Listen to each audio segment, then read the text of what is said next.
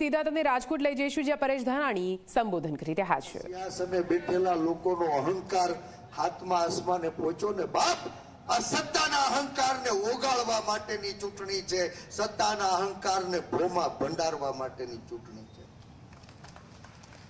આ લડાઈ સંસદ સભ્ય બનવાની નથી, જનસંઘની પૃષ્ઠભૂમિ એવું આ સૌરાષ્ટ્રનું પાટનગર રાજકોટ સાહેબ વર્ષોથી કમલમની કાર્યાલયે ખુરશીને ગાભા મારનારા કેટલાય પાયાના આગેવાનો કાર્યકર્તાઓ સંસદ બનવા માટે થનગની રહ્યા હતા, પણ ભારતીય જનતા પાર્ટીના રાષ્ટ્રીય અહંકારી નેતાઓને જનસંઘની પૃષ્ઠભૂમિ એવા રાજકોટમાં એક પણ સ્થાનિક લાયક ઉમેદવાર ન જડ્યા, એટલે અમરેલીથી એક ઉછીના ઉમેદવારને રાજકોટમાં આયાત કરી અને થોપી બિહાડ્યા।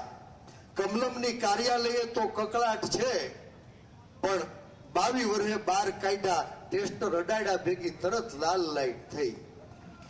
તો કેદુનો કહેતો હતો કે આને બહાર ન કાઢો, માયના નહીં, કામના નામે મત ન માંગી શકનારા લોકોએ આજ રંગીલા રાજકોટની અંદર માત્ર સત્તાના ટૂંકા સ્વાર્થ માટે ક્યાંય વર્ગ વિગ્રહનું બી રોપ્યું। રંગીલા રાજકોટમાં વર્ગ વિગ્રહની આગ લગાડી આજ આખો દેશ દાવાનળમાં ધકેલાણો છે, ત્યારે વર્ગ વિગ્રહની આગ ઉપર ઠંડુ પાણી છાંટવા માટે હું રાજકોટ આવ્યો છું। હું 18 વર્ણની આશાઓ ઉપર ઉજાસનો દીપ પ્રગટાવવા રાજકોટ આવ્યો છું। હું સૌના હૃદયે સમાનતાનો ભાવ જગાડવા માટે રાજકોટ આવ્યો છું। હું સમગ્ર દેશમાં સદભાવનો દીપ પ્રગટાવવા આવ્યો છું। હું ખોખલા સરકારી વિકાસની પરિભાષા બદલવા રાજકોટ આવ્યો છું। હું ફરીથી પ્રેમના તાતને સૌને બાંધવા રાજકોટ આવ્યો છું। હું સંવિધાન ઉપરના ખતરાને કાયમી ટાળવા રાજકોટ આવ્યો છું। હું આધુનિક અંગ્રેજોની હુકમશાહી ને ખતમ કરવા રાજકોટ આવ્યો છું। હું મતના અનમોલ શસ્ત્રનું મૂલ્ય બચાવવા રાજકોટ આવ્યો છું। હું સર્વાંગી વિકાસના સપનાઓનું વાવેતર કરવા આવ્યો છું। હું સરદારના અસલી વારસાને આગળ ધપાવવા રાજકોટ આવ્યો છું। હું દીકરીઓના દામને લાગેલા દાગને બાપ ભૂસવા માટે રાજકોટ આવ્યો છું। આ રાજકોટની ભૂમિ એ સંસદ સભ્ય બનવાનું પ્લેટફોર્મ નથી। પંચાયતથી પાર્લામેન્ટ, સરપંચથી સંસદ, કોર્પોરેશનથી કેન્દ્ર, ભારતીય જનતા પાર્ટીનું શાસન હોવા છતાં આજ અહંકારી નેતાઓ મારા ને તમારા મત લઈ અને ફરી પાછી 100 સમસ્યાઓના દલદલમાં 18 વરણ એને ધકેલી રહ્યા છે। આજ 18 વરણમાં ઉકળાટ છે, 100 સમસ્યાઓનો આજ સામાન્ય માણસ ગુલામ બન્યો છે, ત્યારે સંસદ સભ્ય બનવા નહીં, હું મોંઘવારીની મોકાણથી મુક્તિ આપવા રાજકોટ આવ્યો છું। હું પોલીસ ખાતાની દાદાગીરીને સદંતર રોકવા માટે રાજકોટ આવ્યો છું। હું આ બેરોજગારીના ભારને ઘટાડવા માટે રાજકોટ આવ્યો છું। સંસદ બનવાની ઈચ્છા નથી, હું રાજકોટની રેલ સુવિધાને વધારવા માટે રાજકોટ આવ્યો છું। હું રાજકોટના આંતરરાષ્ટ્રીય એરપોર્ટને વિશ્વના ખૂણે ખૂણે જોડવા માટે રાજકોટ આવ્યો છું।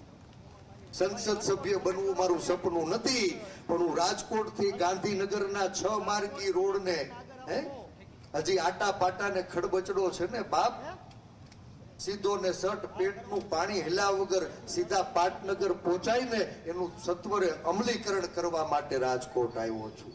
કોણે કીધું કે સંસદ સભ્ય બનવા માટે આ રાજકોટ એ પ્લેટફોર્મ છે? નહીં, રાજકોટના રેલવે સ્ટેશને કન્ટેનર ડેપોનું સપનું છે ને, એનો પાયો નાખવા રાજકોટ આવ્યો છું। આ રાજકોટના રૂડા આંગણીએ નાના અને મધ્યમ ઉદ્યોગોને વૈશ્વિક પ્લેટફોર્મ એવું કન્વેન્શન સેન્ટર બનાવવા માટે રાજકોટ આવ્યો છું।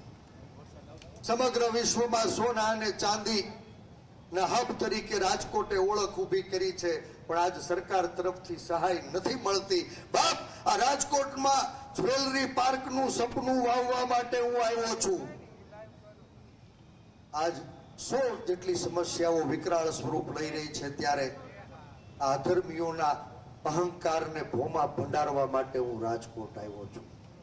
આ લડાઈ પાર્ટીને બચાવવાની છે. સંસદ બનવાનું સપનું નથી, પણ ડ્રગ્સના દૂષણથી ગુજરાતના યુવા ધનને બચાવવા રાજકોટ આવ્યો છું. હું શિક્ષણના વેપાર ઉપર લગામ કસવા માટે રાજકોટ આવ્યો છું. હું સ્વાસ્થ્ય સેવાની કથલેલી હાલાત સુધારવા માટે રાજકોટ આવ્યો છું. હું ભ્રષ્ટાચારના બોરિંગને ભોમાં ભંડારવા રાજકોટ આવ્યો છું. હું કર આતંકવાદના કકળાટથી વેપારને બચાવવા રાજકોટ આવ્યો છું. હું આ વિનાશકારી શાસન વ્યવસ્થાને રોકવા રાજકોટ આવ્યો છું. હું વિશ્વકર્મા દેવના વારસોને કુશળ કામની તક આપવા માટે રાજકોટ આવ્યો છું. આ લડાઈ સંસદ સભ્ય બનવાની નથી, સત્તાના અહંકારને ઓગાળવાની છે. અને મારે જાજી વાત નથી કરવી, આપ સૌને વિનંતી કરવી છે કે જ્યારે વેચાયેલા હતા ને બાપ, તેથી અંગ્રેજોના આપણે ગુલામ હતા. આપ પૂજ્ય ગાંધી અને સરદારનું ગુજરાત, ગાંધીજીએ આઝાદ ભારત એની કેડી કંડારી, સરદાર સાહેબે અખંડ ભારતનો પાયો નાખ્યો અને બાબા સાહેબે બંધારણમાં પ્રાણ પૂરી 18 વર્ણની અધિકાર યાત્રાને આગળ ધપાવી હતી. બાપ, વિવિધતામાં એકતાનો ગુલદસ્તો એવી લોકશાહી એની વિશ્વમાં ઓળખ બનાવી હતી. આજ આ વિવિધતામાં એકતાના ગુલદસ્તાને ચૂંટવાનું પાપ, એને પીખવાનું પાપ ભારતીય જનતા પાર્ટીના લોકો કરી રહ્યા છે. ત્યારે બે હાથ જોડીને વિનંતી કરવા આવ્યો છું બાપ, વેચાણા તેથી ગુલામ હતા અને ફરી પાછા આઝાદ ભારતમાં ક્યાંય નાત જાત અને ભાત વચ્ચે મને ને તમને વેચવાનો સરકાર દ્વારા પ્રયાસ થાય છે.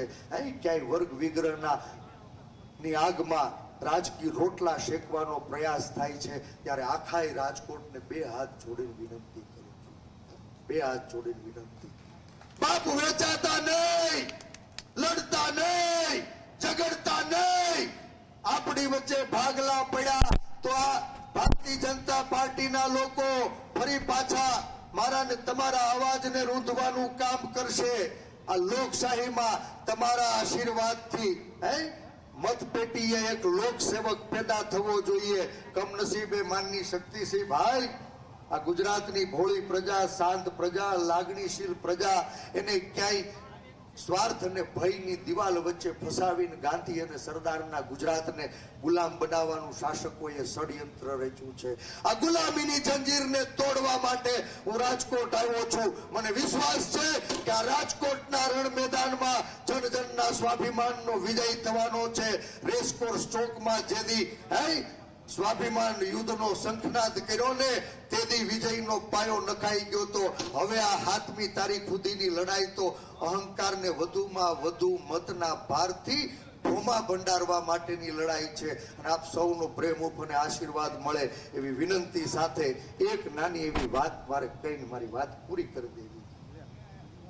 સાહેબ, આ લોકશાહીમાં લોકો દ્વારા લોકસેવક પેદા થાય, એ લોકો દ્વારા લોકો વતી અને લોકો માટે ચાલતી વ્યવસ્થા લોકોની વચ્ચે આવે, લોકોને સાંભળે, સમજે ને એની સમસ્યાનો અવાજ ઉઠાવે. મારે તમને પૂછવું છે બાપ, આજ 1.5 વર્ષ થયું વિરોધ પક્ષ વિહોણી ગુજરાતની વિધાનસભા વાંચણી છે. અમારા મોઢે તો તમે તાળા માર્યા છે. અને તમને પૂછું છું કે તમે જેને ચૂંટીને મોકલા એની માના હમ તમારી સમસ્યાને લઈ કોઈ વિધાનસભા કે સંસદમાં એક હરફ ઉચ્ચાર્યો ખરા? એક હરફ ઉચ્ચાર્યો? કોઈ એક જણ આવીને કહી જાય કે અમારી પીડા, અમારી વેદના એને વિધાનસભા કે સંસદમાં વાચા આપી? કહી દો જાવ, રૂપાલા સાહેબને હું બિનહરીફ જાહેર કરી દઉં. મને મારા મોવડી મંડળ ઉપર પૂરો વિશ્વાસ છે. સાહેબ, અમે તમને ચૂંટીને મોકલીએ અને જ્યારે અમારી જરૂરિયાત ઊભી થાય ત્યારે તમે, તમારી સરકાર, તમારી સૂચનાથી તમારી પોલીસ અમને મારે, ડરાવે, ધમકાવે, લડાવે, ઝઘડાવે, પોલીસના દંડે પીટાવે, ખોટા કેસ કરાવે, જેલમાં ધકેલાવે, ત્યાં ઈડી, સીબીઆઈ, ઇન્કમ ટેક્સ કે જીએસટી ની રેડું પડાવીને અમારા મોઢા બંધ કરાવે. અરે તમને પૂછવું, તમે પેદા કરેલા તમને ડરાવે બાપ?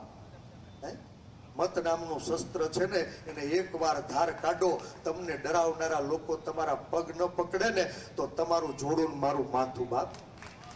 આ લોકશાહીમાં